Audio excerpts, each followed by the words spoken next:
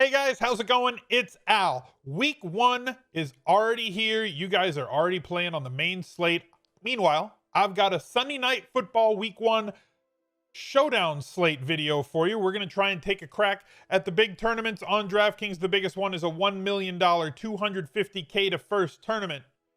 If you have not already, make sure you go check out the How to Win playlist here on this site.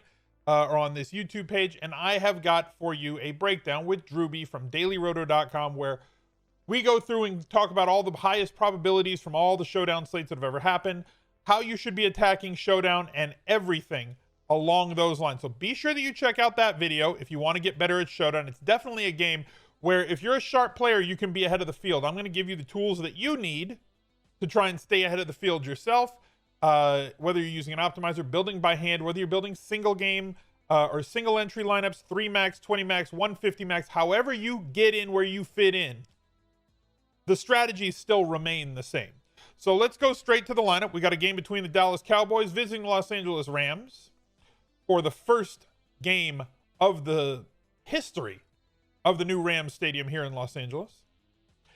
And the first thing that we need to do is talk about how we're going to go through our lineups, right? Now, these are never going to be videos. I just want you to know ahead of time. If you're new to the channel, welcome. I'm glad that you found it. Have a seat, sit down. I'm going to try and help you become a better player to make the best decisions that you possibly can for yourself. What I'm not going to do is say, here's the picks, here's a lineup, go play it, win all the money, because that's impossible to do, and anybody who makes that promise to you is lying. I'm going to give you the tools to catch a fish yourself, so that you can make better, more informed decisions and build lineups that are highly correlated to help you try and win a tournament or win your head-to-heads if you're playing in Showdown. So the first thing that we need to attack is this captain slot. Cost you 1.5x for any player in captain, and you also get 1.5x the points if you play them in your captain spot. So if you're using any set of projections that you use, it does not matter which site you use for them on this point. Quarterbacks are always going to have the highest median projection just because that's just the way that it goes. Quarterbacks are always going to be projected to score somewhere between 16 and 25 fantasy points on any given day. And if you're using a lineup builder to build you a lot of lineups, whether it's 20, 50, 100, or 150, it's going to throw the quarterbacks a ton into that captain spot because they have the highest median projection.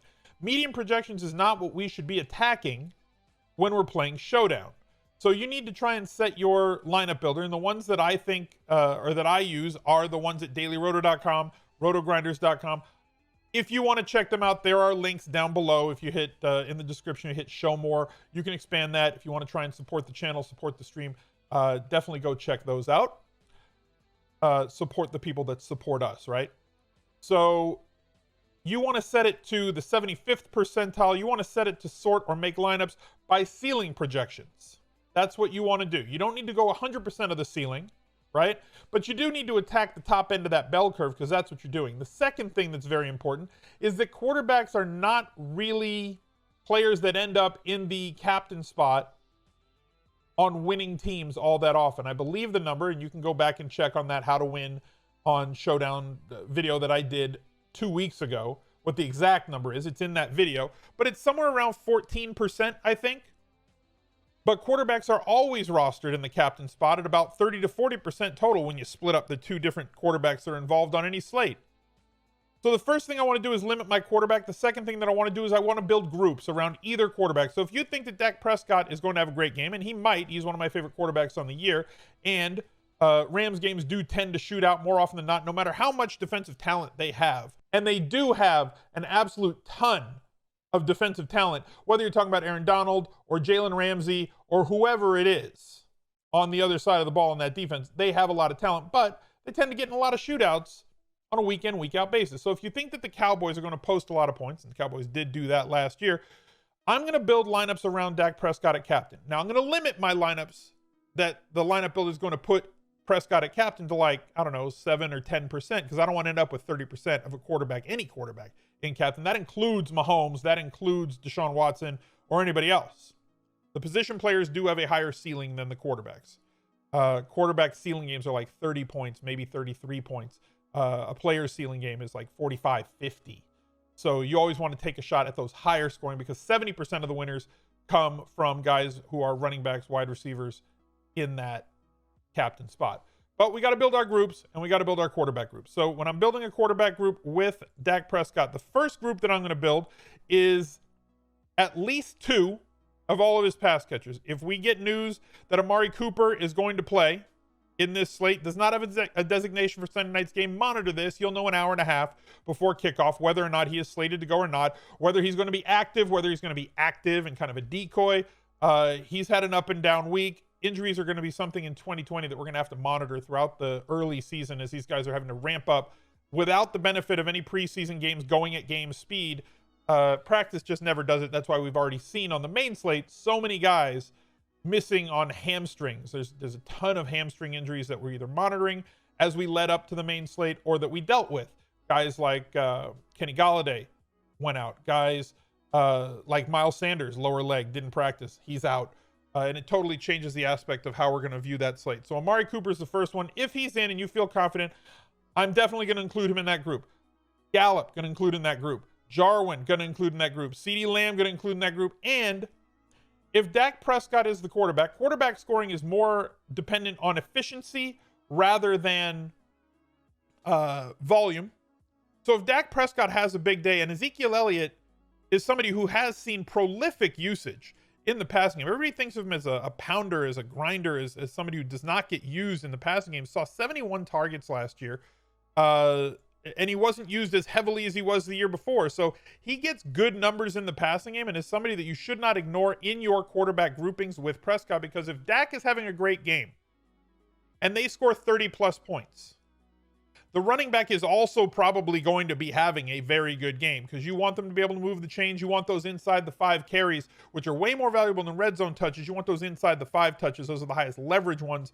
So with Prescott in there at captain, I am definitely going to be including Ezekiel Elliott in my group of including at least 2 of those players. I'm going to build a secondary group, and that secondary group is going to include every single one of the Rams players, including Jared Goff. So we're going to have Jared Goff, Cooper Kupp, Woods, HIGBEE, Akers will be in that group. I'm going to make sure that it includes at least 1 of this entire group. And I'm talking about like every viable player. We're waiting to find out if Cam Akers is going to be the starter and get all the touches, or the very sly, very coy Malcolm Brown, who might get the veterans nod here early in the season from Coach McVay, who does tend to lean on his veterans and does not usually like to play his rookies as much as some other coaches. Malcolm Brown might start this game and get a lot of touches, as the beat writers were kind of alluding to. Again, this is something to monitor getting closer to lock. He is more in play for week 1 than I kind of thought that he would. I'm not committing to him yet, but he is somebody that we have to pay attention to. So I would be including both Akers and Brown in this group, but I will be making a separate group that's going to say any lineup that has Cam Akers or Malcolm Brown or Henderson Jr., max of 1 in those lineups. So if any one of these 3 guys appears in one lineup, I'm not going to allow the optimizer to put a second one in those lineups. So where it puts them, fine, but I'm going to make sure that it only plays 1. Not going to do Josh Reynolds. Van Jefferson, somebody that impressed during camp, but I'm not ready to plug him into lineups. If you want to put him in as a final value play, fine, but I'm not including him in this group here. I want to focus on the studs. Another guy that you can look at as kind of an extreme value on this slate is Gerald Everett at 1K. Either of these guys, whether it's Everett or Van Jefferson Jr., you're looking at, will they score a touchdown? If they do, they will more than pay off their salary, but they're not going to get there on volume. I don't think that they play enough snaps. Both of them, Jefferson has a chance to catch a long touchdown if he comes in 3 wide receiver sets over Reynolds. I think that they're both going to split snaps in terms of that 3 wide receiver set when the Rams go to that. When they play 2 tight ends, and they do look to play 2 tight ends a lot this year with Everett and HIGBEE, I think HIGBEE's the primary, just like he was down the stretch. But if Everett gets in there near the goal line, happens to catch a touchdown, he is an extreme value at 1K. So that's the groups that I'm going to be building with Dak Prescott. Same sort of thing goes for captain's lineups with Jared Goff. Same thing. I'm building around his pass catchers. It's going to be Cooper Kupp, Woods, HIGBEE, might include Jefferson in this particular group, and Everett. Again, making sure that I'm getting at least 2 of this group. And then I'm going to build one coming back with the Cowboys in this group because you can't go 6 Rams and no Cowboys. So I'm going to make sure that in any Jared Goff lineup that he is the captain, I'm going to be building in, including Dak Prescott, a group that includes every single one of the viable Cowboys players. And then making sure I have at least one of those in the group. That's the way that I'm going to play that. Then we have to look at the groups that we're going to build around our stud plays, right? So our stud plays being Ezekiel Elliott. If Ezekiel Elliott's in a lineup, I am not necessarily going to include a group with him. If I have a group here with him at captain, it's likely going to be where I'm not going to include Tony Pollard in that lineup. I have big hopes for Tony Pollard. I think he's an excellent player. I think that he requires Ezekiel Elliott to be out for him to be a week in, week out stud play in your season-long leagues. But for daily fantasy at 2,200 in the flex, I think he's viable in tonight's game. I don't think for sure that he's somebody I want to play in a lineup with Ezekiel Elliott if I have Ezekiel Elliott in the captain. So I'm going to do the same thing with them. If one of them is in the lineup, or sorry, if Ezekiel Elliott is in the captain spot, I'm not going to include Tony Pollard in that lineup because if Zeke eats, then Pollard probably isn't going to be enough of a factor to win me a tournament. He might help you, you might cash, but I don't think that both of them can be in the lineup with Ezekiel Elliott at captain to win you the tournament. Then we're going to build a bunch of groups around the wide receivers. We're going to build an AMARI captain group, and that captain group is going to have Dak Prescott in it. And we're going to do that for every single one of the pass catchers. A Gallup captain group with Dak Prescott. A Jarwin captain group. You guys know how high I am on Blake Jarwin this year, stepping into that Jason Witten role. We are going to make sure that Prescott is in that group. You don't need to go further than that with the pass catchers and quarterbacks. Same goes for the Rams. We'll build a group around Cooper Kupp at captain, I said, DraftKings. And then come back and make sure that Jared Goff is in that group. Same thing goes for Woods. Same thing goes for HIGBEE, who had the most ridiculous run for a tight end at the end of the season last year. Double-digit targets in 4 straight games. 20-plus DraftKings points in 5 straight games. And was an absolute league winner for you in your season-long leagues if you happen to roster him down the stretch. Those are the 3 that I'm going to be building.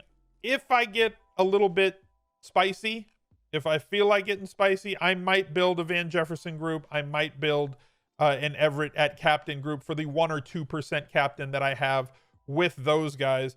The last group that I'm going to build, if you guys ever watch The Simpsons, you don't win friends with salad, right? You don't win showdowns with kickers and defenses as your captain, right? So I don't want kickers and defenses as my captain. Can you win a showdown slate with kickers and defense? Yes, it has happened less than 5% of the time. So it's not really a route that I want to go. I want to build for the 95%. I don't want to build for the 5% chance. I want to put myself in a position to win all the money in Showdown every time that I play Showdown. So I'm not going to be making lineups that have kickers and defenses and captain because that is going to take away from my other lineups. Now, I might do it in particular situations, right? I'm saying as a general overarching rule. Also, I'm not going to want to have multiples of these guys unless it's a small field league, a 10-man league, or if you're playing head-to-heads. Yes, go ahead, play 2 kickers in a lineup to stuff in all the studs if you feel like it. But I want to try and capture as much upside as possible. And the way to do that is not with kickers. So my rule for kickers and defenses is I plug all of them in to one group and I limit to 1 in any lineup. If any one of these 4 names are in the lineup that the lineup builder is going to build, it is going to be required to not use any of the other of that group in any lineup that it builds. So focus on your floor, focus on your upside, focus on your correlations, and make sure that you give yourselves the best chance to win every time that you play Showdown. Until that next video, I wish you all the best of luck. Bye. He's a legend.